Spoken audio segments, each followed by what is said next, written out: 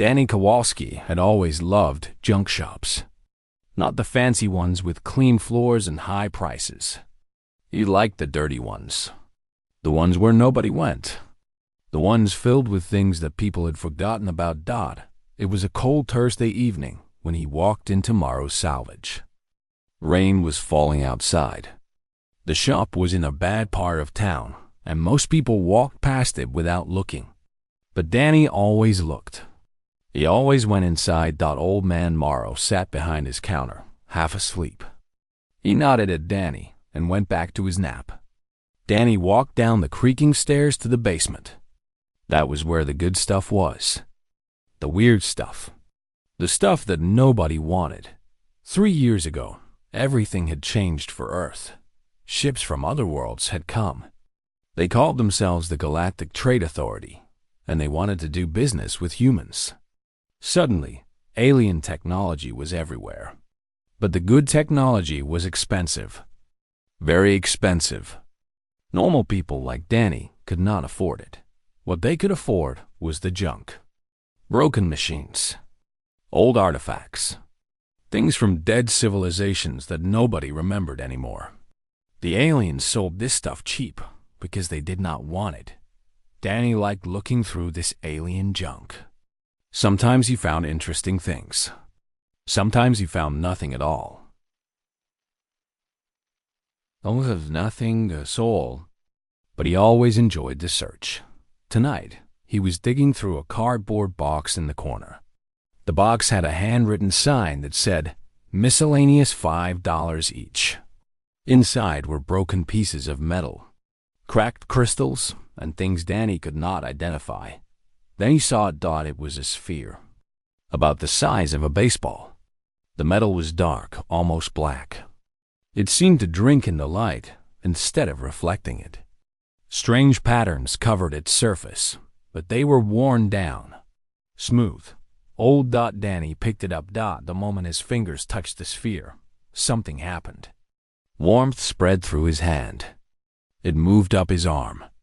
It filled his chest. For a moment, Danny could not breathe. Then he heard the voice. It was inside his head. Not in his ears.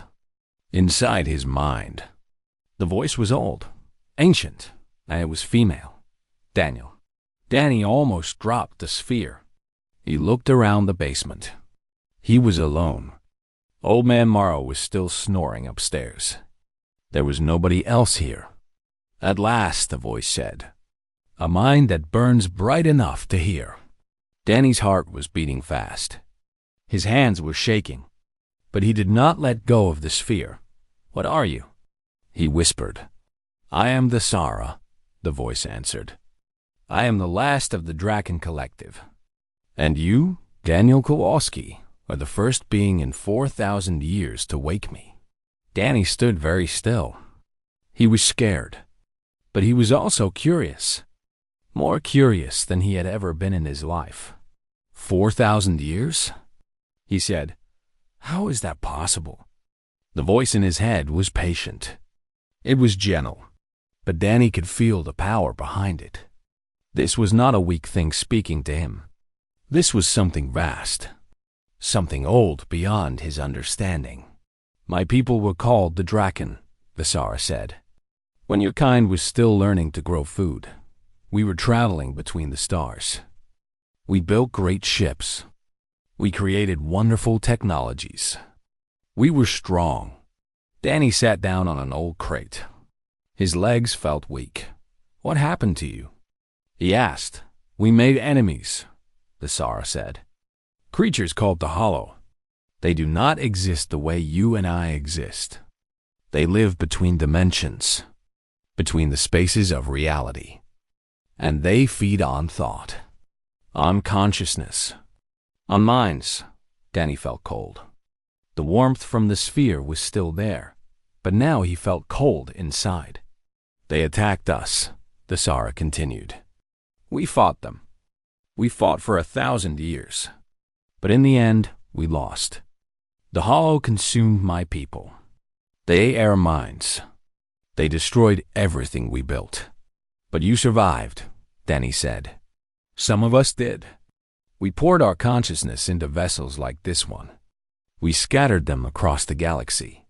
We hoped that someday someone would find us. Someone who could hear us. Someone who could wake us up. Danny looked at the sphere in his hands. It was small. It looked worthless. That was why it was sitting in a $5 box in a junk shop basement. Why me? He asked. I am nobody special. I work in a warehouse. I barely finished high school. Why can I hear you when nobody else could? The Tsar's presence in his mind felt like standing next to a fire. It was warm. It was comforting. But it was also dangerous. Danny knew that if he was not careful, he could get burned. Your species is young, the Tsar said.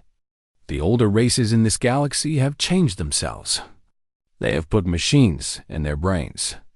They have modified their bodies. They have become something different from what they were.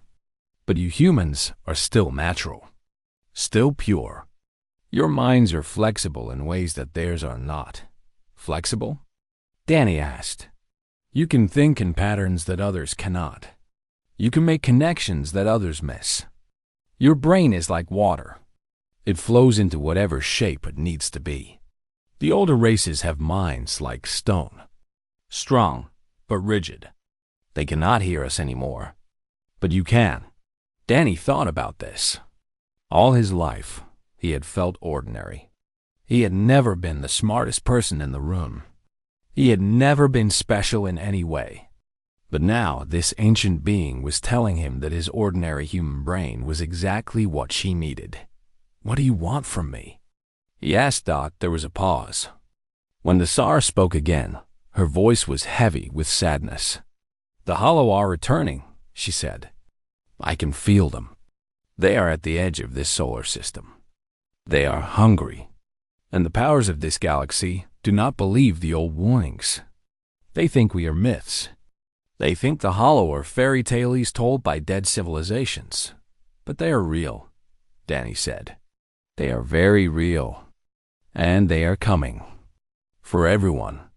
Danny looked at the sphere in his hands. He thought about his life. His small apartment. His boring job. His family who loved him but did not understand him. Then he thought about what the Tsar had told him. About ancient wars. About enemies that ate minds. About a galaxy that did not believe in the danger that was coming. What can I do? He asked. I am just one person. You can help me rebuild, the Tsar said. There are other vessels like me, scattered across the galaxy, overlooked, forgotten. If we can find them, if we can wake them, we might have a chance. A chance at what? The warmth from the sphere pulsed. Danny felt it in his bones. Survival, the Tsar said. For everyone. Danny stood up. He walked to the stairs. He climbed up to where old man Morrow was still sleeping. He put $5 on the counter. Then he walked out into the rain, holding the sphere that contained the last hope of a dead civilization. His life would never be the same again. Danny did not sleep that night. He sat on his bed in his small apartment, holding the sphere and listening to the Tsar tell him about her world. The dragon had been beautiful, she said. They were not dragons in the way humans imagine dragons. They were something different.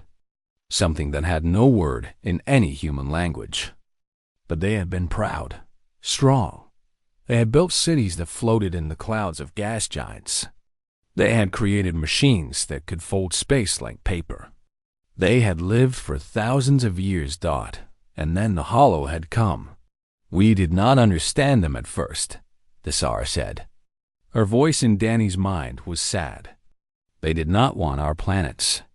They did not want our technology. They wanted us, our thoughts, our consciousness. They fed on awareness itself. How do you fight something like that? Danny asked. We tried everything, weapons, shields. We even tried to hide. But the Hollow exists between dimensions. They can reach through walls, through ships, through anything. The only thing that hurt them was pure mental energy. focused thought. But even that was not enough. Danny looked out his window. The city lights of Newark glowed in the darkness. Somewhere out there, millions of people were sleeping. They had no idea what was coming. "How long do we have?" he asked. "I do not know," the Tsar admitted. The hollow moved slowly. "They are patient. They could arrive in months or years, but they are coming. I can feel their presence at the edge of this system, like a cold wind in the darkness." Danny's phone buzzed on his nightstand. He picked it up. It was a text from his sister Katie. "You coming to Mom's birthday dinner tomorrow? She's been asking about you." Danny stared at the message. His mother was turning 60. His whole family would be there. His aunts and uncles, his cousins, his nieces and nephews, all of them living their normal lives, all of them unaware. "You should go," the Tsar said. Danny was surprised. "You can read my thoughts?" "Only when they are very strong. Your love for your family is like a bright light in your mind. It is beautiful." Danny put down his phone. He felt torn. Part of him wanted to run, to find these other vessels that the Tsar talked about, to do something. But another part of him wanted to hold on to his normal life for just a little longer. "I do not know what to do," he said. "That is normal," the Tsar said. "When the hollow first came, my people did not know what to do either. We were confused, scared. We made many mistakes." "What kind of mistakes?" The Tsar's presence in his mind grew heavy with old pain. "We waited too long. We argued with each other. Some of us did not believe the danger was real. By the time we acted together, it was too late." Danny understood what she was telling him. The galaxy was making the same mistake now. The older races did not believe the warnings. They thought the Draken were just stories. They thought the hollow were just myths. "I need to learn more," Danny said. "About you, about your technology, about everything." "I can teach you," the Tsar said. "But you must understand something first. The more you learn from me, the more you will change. My knowledge is not like your knowledge. It will reshape your mind. It will make you different from other humans." Danny thought about this. He thought about his life, his job at the warehouse, his friends who he drank beer with on weekends, his family who he saw on holidays. "Will I still be me?" he asked. "Yes, sir," said. "But you will be more than you were. Is that something you can accept?" Danny looked at the sphere in his hands. It was so small, so old. It had traveled across the galaxy for 4,000 years, waiting for someone to pick it up, waiting for someone to hear. "Yes," he said. "I can accept that."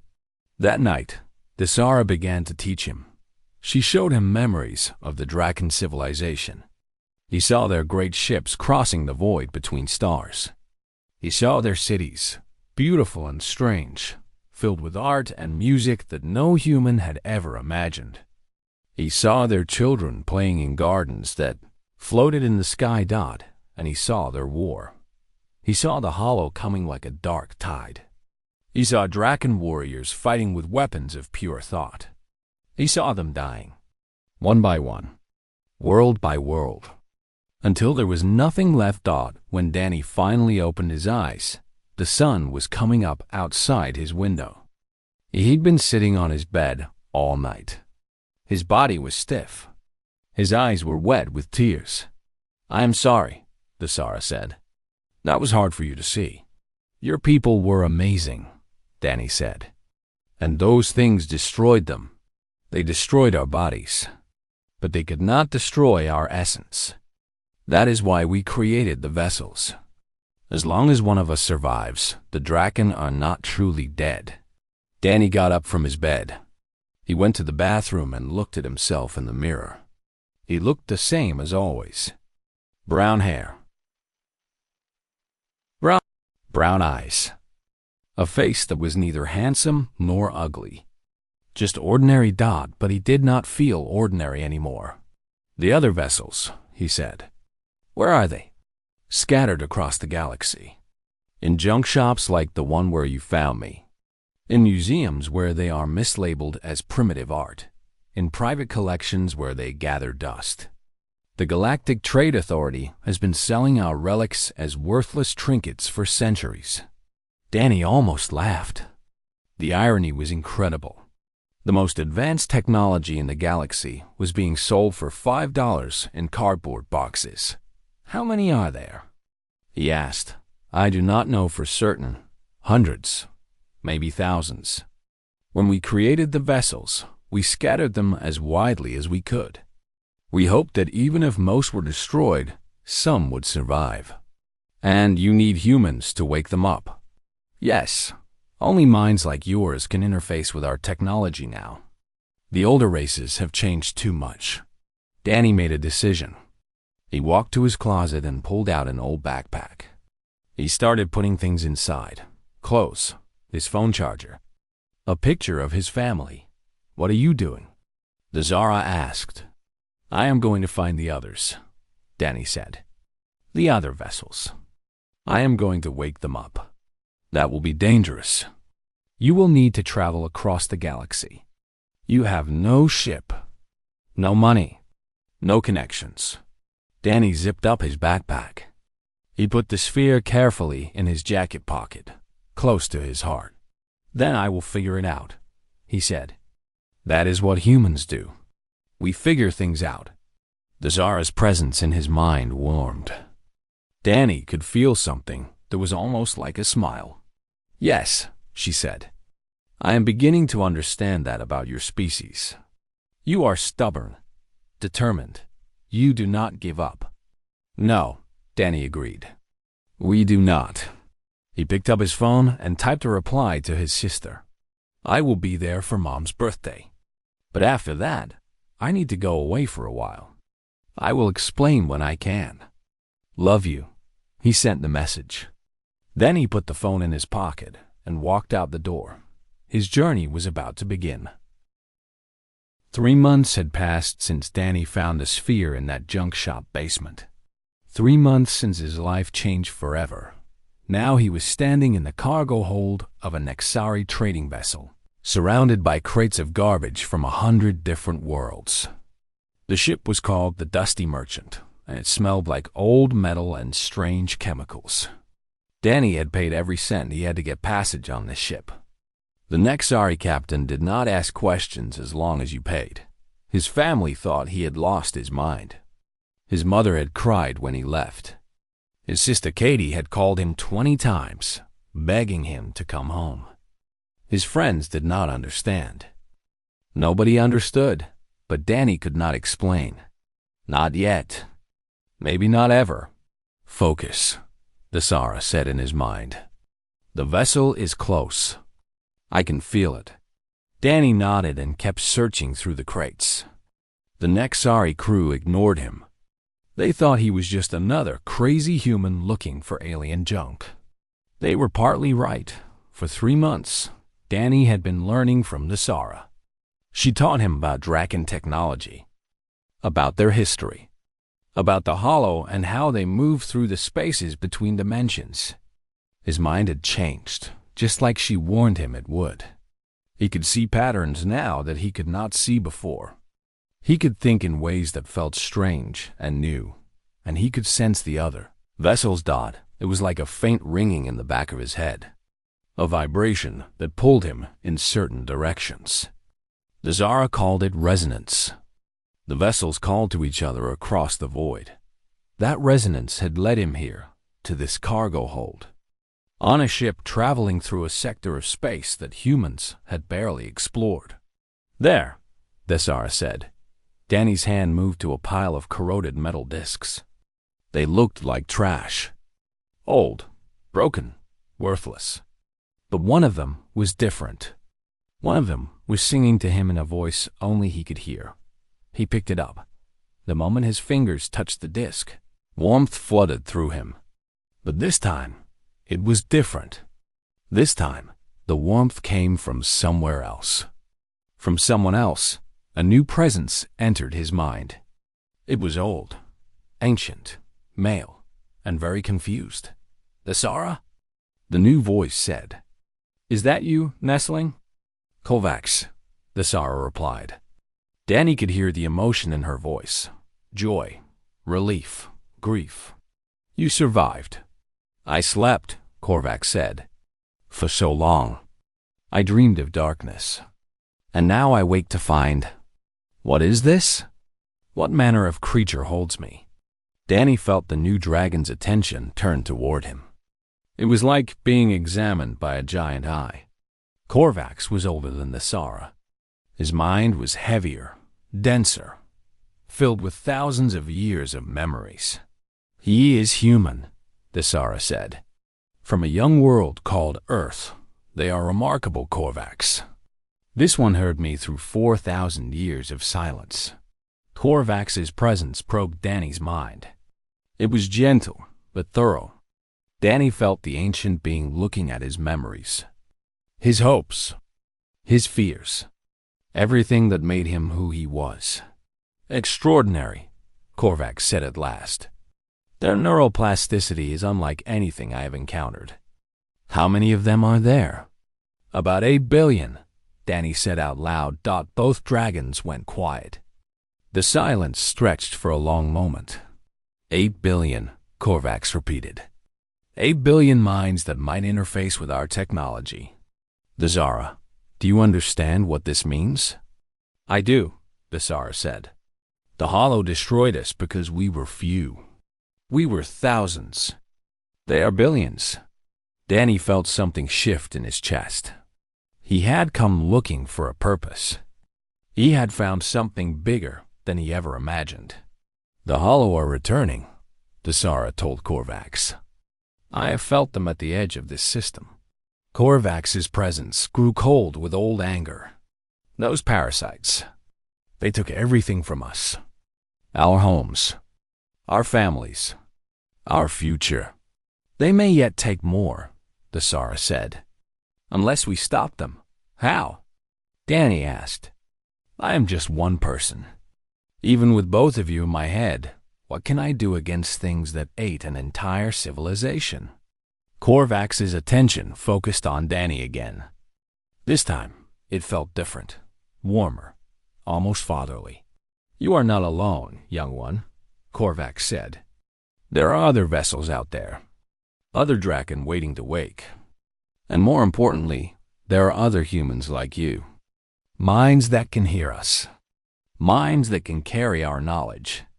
We must find them," Thesara said. "Both the vessels and the humans who can hear them. We must build a network.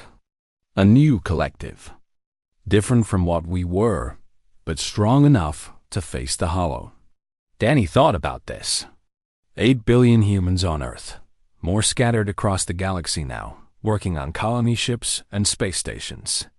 Even if only a tiny fraction of them could hear the dragons, that was still millions of potential hosts. "How do I find them?" Danny asked. "The other vessels and the other humans?" "The vessels call to each other," Kovacs said.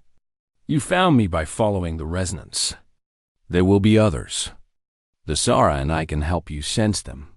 And the humans who can hear," Thesara added, "they will find the vessels themselves. Just as you did. We must trust that some of them will answer the call." Danny looked at the metal disc in his hand. It was still warm. He could feel Kovacs' presence settling into his mind alongside Thesara. It was crowded in there now, but it did not feel bad. It felt right. "Where do we go next?" he asked. Thesara and Kovacs consulted silently. Danny could feel them sharing information, comparing memories, calculating probabilities. "There is a world called Nexus Prime," Thesara said finally. "It is a trading hub. Artifacts from across the galaxy pass through there. If we are going to find more vessels, that is a good place to start. And there may be humans there," Kovacs added. "Your species has spread quickly since first contact. Where there are humans, there may be hosts." Danny nodded. He put the disc in his backpack, next to the Sara sphere. Two dragons now. Two ancient minds sharing space in his head. It was strange, but he was getting used to strange. "How do I get to Nexus Prime?" he asked. "The same way you got here," the Sara said. "You find a ship. You pay for passage. You figure it out." Danny almost smiled. She was using his own words back at him. He walked out of the cargo hold and went to find the Nexari captain. He needed to negotiate a new destination. He had no money left, but he had something else now. He had knowledge. Draken knowledge. Maybe he could trade that for passage. As he walked, he felt Korvax examining his thoughts. "You are not afraid," the old dragon observed. "You should be afraid. The path ahead is dangerous. You may die." "I know," Danny said. "But fear does not help. My grandmother used to say that. She was a refugee from the old wars on Earth. She walked across mountains with nothing but the clothes on her back. She told me that fear is a luxury. When you have something important to do, you do not have time to be afraid." Korvax was silent for a moment. Then Danny felt something warm in his mind. Something like approval. "Your grandmother was wise," Korvax said. "She would have made a good Draken." Danny smiled at that. His grandmother had died when he was 15. But somehow, hearing those words made him feel like she was still with him. Like she was watching over him on this crazy journey. He found the captain and started talking. There was a long road ahead, but he was not walking it alone anymore. The word spread through channels that humans should not have known existed. Got it started slowly. A message here. A whisper there. People sharing strange stories on hidden corners of the network. Stories about artifacts that spoke to them. About voices in their heads that were not their own. About dreams of ancient wars and dead civilizations. Most people ignored these stories. They thought they were crazy. They thought the people telling them were sick or lying or looking for attention. But some people listened. Some people believed. Because they had heard the voices too. Danny was no longer alone. 6 months after he found the Sara, he stood in a warehouse on Nexus Prime with 17 other humans. They had come from different worlds, different backgrounds, different lives. But they all had one thing in common. They were hosts. Patricia Okonkwo was a doctor from Lagos. She was tall and strong, with gray hair and calm eyes. She had found her artifact in a marketplace, hidden among cheap jewelry. The dragon inside was named Sethris, and he had been an engineer in the old civilization. Patricia was learning to build things that humans had never imagined. Kevin Huang was 18 years old, from Vancouver. He had bright eyes and quick hands, always moving, always thinking. His artifact had contained twins named Mira and Voss. They had been warriors, and now they were teaching Kevin everything they knew about fighting. He moved differently now, faster, more precise. George Blackwood was 73. He was a veteran of Earth's old wars, with a body that was starting to fail, but a mind that was still sharp. His dragon was called Draken, and he had been a general. The two of them spent hours discussing tactics, comparing battles separated by thousands of years. And there were others. So many others. Maria Santos from Brazil, hosting a scientist named Lyris. Tommy Cooper from Alabama, carrying an artist named Velith. Sarah Oduya from Kenya, connected to a healer named Tessana. Each of them different. Each of them chosen by an ancient mind that had waited millennia for someone who could hear. They gathered in secret. The Galactic Trade Authority did not know about them. The elder races did not suspect. If anyone found out what was happening, the artifacts would be confiscated. The hosts would be studied. Everything they were building would be destroyed. So they were careful. They met in hidden places. They communicated through encrypted channels. They trusted no one except each other. "The Hollow are getting closer," Danny said to the group. "The Zara and Korvax can feel them. We have weeks, maybe days." The room was silent. Everyone knew what was coming. Everyone understood the danger. "We are not ready," Patricia said. Her voice was calm, but Danny could see the worry in her eyes. "We have learned much, but we are still learning. The dragons say it took them centuries to master these abilities. We have had months." "We do not have centuries," George replied. His voice was rough, like gravel. "We work with what we have. That is what soldiers do." Kevin was pacing near the window, his movements quick and nervous. "What if we cannot stop them? What if we are not strong enough?" The dragons in Danny's head stirred. The Zara spoke first. "Tell them what I am about to say," she instructed. Danny nodded and repeated her words to the group. "The Zara says, your species has something that ours lacked: adaptability. We Draken were powerful, but we were rigid.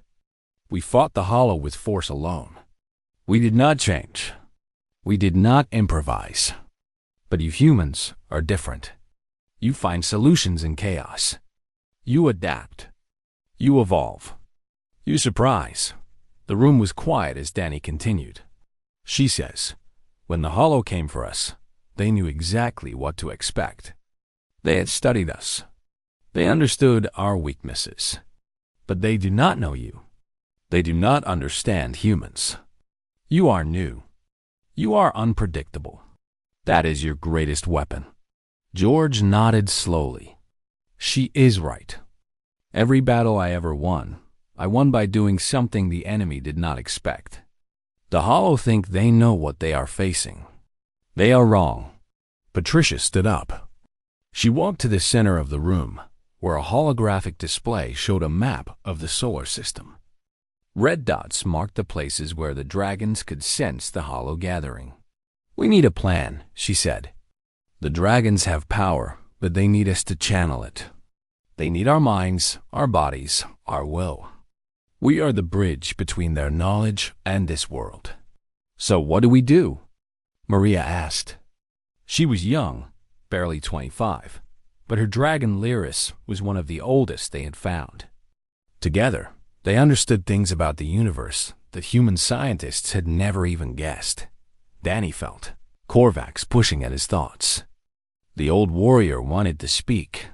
"Korvax has an idea," Danny said. "He says, the Hollow feed on conscious thought. They are drawn to minds like moths to flame.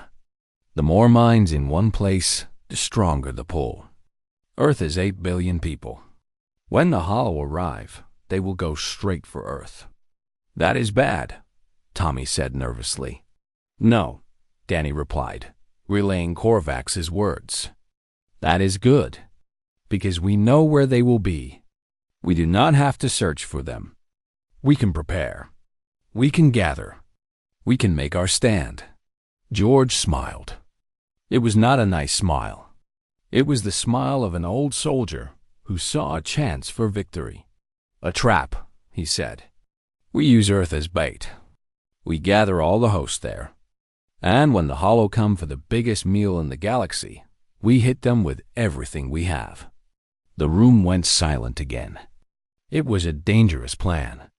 If it failed, everyone on Earth would die.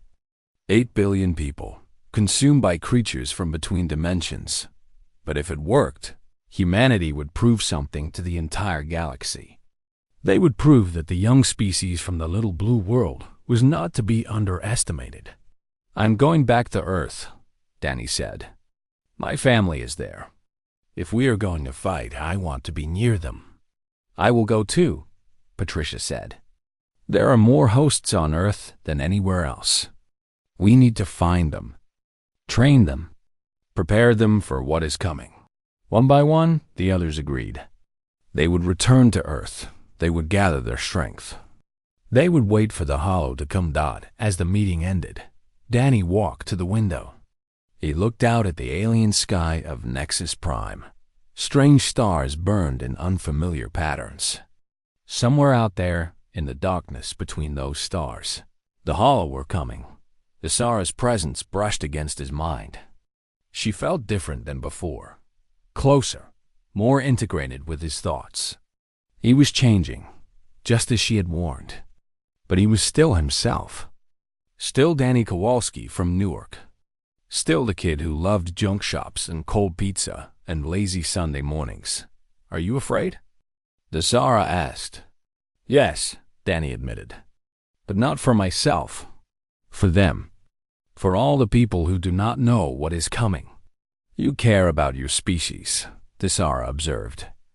More than you care about your own survival. Is that strange? No, Desara said. It is beautiful. We Draken loved each other, but we were proud. We thought we could stand alone. We were wrong. Your willingness to sacrifice for each other, your loyalty to your kind, that is something the Hollow cannot understand. It may be the thing that saves you. Danny watched the strange stars for a long moment. Then let us go home, he said. Let us show the galaxy what humans can do. He turned away from the window and went to find the others. The final battle was coming, and humanity would be ready. The Hollow arrived on a Tuesday. Danny was standing on the roof of his old apartment building in Newark when the sky tore open. It was not like anything he had imagined. There was no sound, no warning. One moment the sky was normal, blue with a few white clouds. The next moment, there were cracks in reality itself. The cracks spread like black lightning across the heavens. Through them, something poured into the world. It was dark, but not like normal darkness. It was the absence of everything. Of breathing. A void that hungered. Across the world, people looked up and screamed. The Galactic Trade Authority scrambled their fleets. Ships from a dozen elder races raced toward Earth, weapons charging, shields activating. They fired everything they had at the cracks in the sky. Nothing happened. The weapons passed through the Hollow like light through smoke. The aliens had no way to hurt these things. Their technology was useless. Their power meant nothing. Danny felt Desara and Korvac stirring in his mind. They were calm. They had expected this. It is time, Desara said. Danny nodded. He raised his hand toward the sky. Across the world, 18 other hosts did the same. Patricia in Lagos, Kevin in Vancouver, George in Texas, Maria in Brazil, Tommy in Alabama. All of them spread across the planet, raising their hands toward the darkness. The artifacts they carried began to glow. Danny looked at his arm. The sphere was no longer separate from him. Over the past weeks, it had merged with his body. Lines of light traced through his skin, following his veins, mapping patterns that no human had ever worn before. He was not just a host anymore. He was a vessel, a living weapon. The dragons spoke through him, not just the Sara and Korvax, but all of them. Every ancient mind that had awakened across the world. Their voices joined together in a chorus that echoed through dimensions. We remember you, they said to the Hollow. We remember what you took from us. But we are no longer alone. The Hollow paused. Danny could feel their confusion. They had consumed the Draken 4,000 years ago. They remembered the taste of those ancient minds. But something was different now. Something had changed. The light that erupted from the hosts was not Draken fire. It was something new. Danny felt it pouring through him. Human rage and Draken wisdom. Mortal determination and immortal knowledge. The stubbornness of a species that had survived ice ages and plagues and wars. The power of 8 billion minds who refused to give up. All of it, fused together into something the Hollow had never faced before. The light hit the darkness. And the darkness screamed, not a sound that ears could hear. A scream that echoed through the spaces between dimensions. The Hollow were hurting. For the first time in 4,000 years, something was hurting them. The cracks in the sky began to close. Danny pushed harder. He felt his body straying. The energy flowing through him was too much for human flesh to handle. His bones ached. His blood burned. But he did not stop. "Hold on," the Tsar whispered in his mind. "Just a little longer." Across the world, the other hosts were feeling the same thing. Patricia was on her knees, but her hand was still raised. Kevin was crying, but he did not lower his arm. George was laughing, the laughter of an old soldier who finally found a battle worth fighting. The Hollow tried to push back. They poured more of themselves through the cracks, trying to overwhelm the tiny beings who dared to resist them. But for every shadow that came through, the light grew brighter, because humans were not like the Draken. The Draken had fought alone, each warrior standing separate, proud, and independent. But humans fought together. They borrowed strength from each other. When one person grew tired, another picked up the burden. When one light flickered, the others burned brighter to compensate. And there were so many of them, not just the 19 hosts who carried dragon souls, but the billions of ordinary humans who watched the sky and refused to look away, who stood their ground instead of running, who held their families close and whispered prayers to gods they barely believed in. Their courage fed the light. Their defiance gave it power. Their love for each other made it unstoppable. The Hollow began to retreat. Danny felt them pulling back, fleeing through the cracks they had made. They were not destroyed. They could not be destroyed. But they were hurt. They were confused. They were afraid. And they were leaving. The last crack in the sky sealed shut. The darkness faded. The sun shone through again, warm and golden. The same sun that had risen over Earth for billions of years. Danny collapsed. He lay on the roof, staring up at the clear blue sky. His body felt empty, hollow in a different way, but alive. Definitely alive. Visara's voice was weak in his mind, tired, but warm. "You did it," she said. "You beautiful, stubborn creature. You did it." Danny laughed. It hurt to laugh, but he did it anyway. "We did it," he corrected. "All of us. Dragons and humans together." Korvax's presence joined them. The old warrior sounded different now. Younger somehow. As if watching the battle had reminded him of something he had forgotten. "They will return," Korvax said. "The Hollow always return. This was not the end." "I know," Danny said. "But next time, we will be ready. We will be stronger. There will be more of us." He thought about the other hosts scattered across the world, about the dragon vessels still waiting to be found, about the billions of humans who had just witnessed something they would never forget. The galaxy had called humanity young, primitive, unimportant. Today, humanity had proved them wrong. Danny pushed himself up and looked out at the city. Newark was still standing. People were emerging from their homes, from their shelters, looking at the sky with wonder and fear and hope. They did not understand what had happened.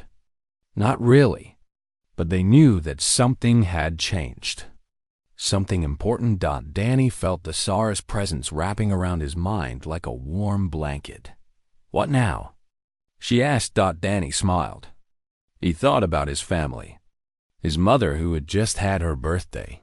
His sister Katie, who had never stopped calling. His friends who had thought he was crazy. "Now," he said, "I go home. I hug my mom. I tell my sister I love her. And then we start preparing for the next time." "That sounds very human," the Tsar observed. "It is," Danny agreed. "That is the point." He walked to the stairs and began the long climb down. Behind him, the sun continued to shine on a world that had refused to die. The dragons had found new hosts. And humanity had found its fire. Somewhere out there, in the darkness between the stars, the Hollow were licking their wounds and wondering what had just happened. They had consumed 1,000 civilizations. They had never been pushed back before. They had never felt pain. Now they had, and they knew, with a certainty that shook them to their empty cores, that this was only the beginning. The humans would come for them eventually. Not today, not tomorrow, but someday, because that was what humans did. They adapted. They grew. They refused to give up. And when they finally came, the Hollow would face something worse than the light that had hurt them today. They would face the full power of a young species that had just discovered it could fight gods.